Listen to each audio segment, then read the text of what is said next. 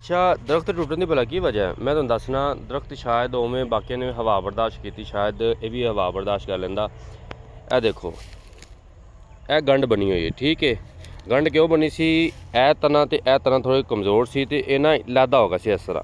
तो मैं इन्हों डोडी पा के ऐसा नाल किते कि ना हवा की वजह तो टुटना, क्योंकि ऑलरेडी कमज़ोर ने।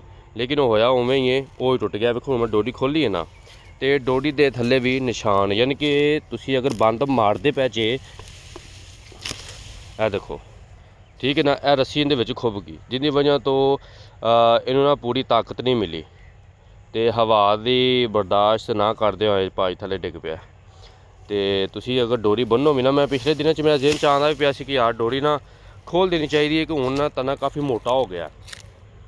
तो लेकिन याद नहीं रहा, क्योंकि लैमीनेशन मशीन ते उस तो बाद घर फिर आके आपदे ही दूरे सारे काम करने होंदे ने, क्योंकि दूजे काम भी जरूरी ने। तो उनकी वजह तो ये रह गए। माशाल्लाह चेक करो किड्डे प्यारे सफेदे लगते हैं, खूबसूरती है या नहीं है।